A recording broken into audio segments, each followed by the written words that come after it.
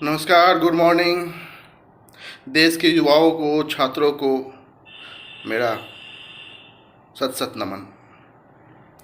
जैसा कि आप सब लोग जानते हैं, कल रात 12 बजे प्रधानमंत्री मोदी जी ने एक मैसेज किया, वीडियो मैसेज किया, जिसमें उन्होंने कहा है कि पेपर लीक के मामले में सख्त से सख्त नियम बनाए जाएंगे, कानून बनाए जाएंगे और उनका पालन होगा, और जो दोषी पाए जाएंगे उन्हें सख्त से सख्त सज़ा मिलेगी।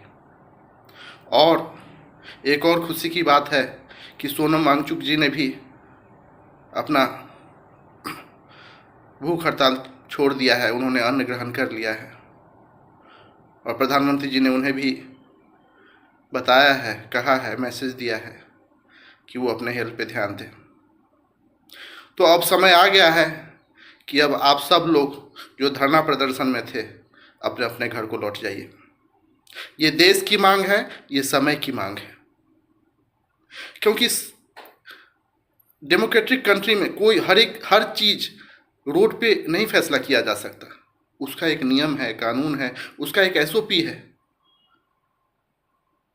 पार्लियामेंट में नियम कानून बनाए जाते हैं और सरकारी एजेंसियां उन्हें सफल बनाने में सहायता करती है। अगर इसके बाद भी प्रधानमंत्री जी के आश्वासन के बाद और सोनम वांगचुक जी के भूख हड़ताल छोड़ने के बाद भी अगर ये हड़ताल जारी रह रही है, तो समझिए इनका मकसद कुछ और है। ये देश की शांति को भंग करना चाहते हैं और आप लोग इनके झांसे में मत आइए, क्योंकि इन्हें एक एक वाक्य बोलने का, एक एक शब्द बोलने का फंडिंग हो रहा है। आप समझिए इस तथ्य को। इसमें बहुत सारी इंटरनेशनल एजेंसियां लगी हुई हैं देश को बर्बाद करने में, देश की शांति को भंग करने में, देश के सरकार को गिराने में। जो हमारा डेवलपमेंट हो रहा है, जो हमारी जीडीपी बढ़ रही है, इससे बहुत सारे देश विचलित हैं। ये कैसे इंडिया को पीछे किया जाए? जो कभी नहीं हुआ वो आज हो रहा है। तो इस बात को समझिए। आपके पीछे आपका घर है, परिवार है, और ये सरकार निश्चित रूप से ऐसी व्यवस्था लाएगी जिसमें छात्रों का ध्यान रखा जाएगा, उनके कष्टों को समझा जाएगा, और सिर्फ यही सरकार कर सकती है ऐसा। बाकी इससे पहले आपने देखा है, यूपी में भी देखा है आपने, ऐसी ऐसी सरकारें हुई हैं जिनके परीक्षा में, जिनके परिणामों में सिर्फ एक संप्रदाय, एक समुदाय के लोगों का ही चयन हुआ है। वहां तो सरकार की लिप्तता पाई गई है। यहाँ एटलीस्ट ये है कि सरकार रोक नहीं पाई पेपर लीक, लेकिन परिणाम में और इसमें इस समय सरकार की लिप्तता नहीं है।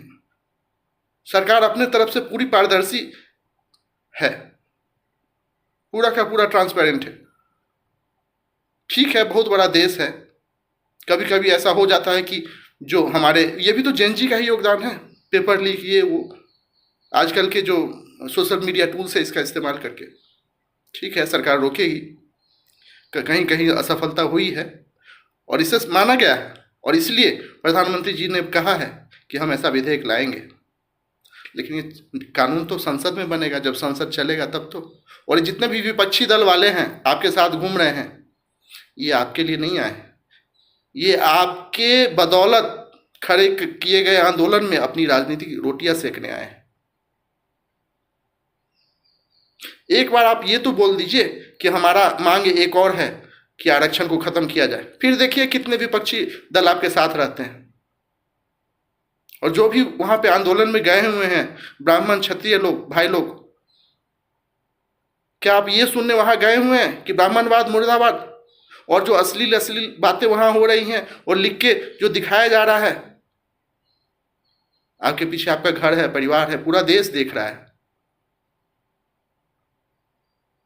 आपका सबसे बड़ा मुद्दा क्या है जो आजादी से लेकर अभी तक, जिसके कारण आप पीछे होते रहे हैं? आरक्षण। आपको 500 नंबर आने पे भी आपका सिलेक्शन नहीं होगा, लेकिन 300 नंबर आने पे किसी और का सिलेक्शन हो जाएगा। एक बार आप अपने मांग में ये तो ऐड करके देखिए, देखिए आपको कौन साथ देता है। कोई नहीं देगा। और जिसने दिया है उसने करके दिखाया है 10% आरक्षण ईडब्ल्यूएस को।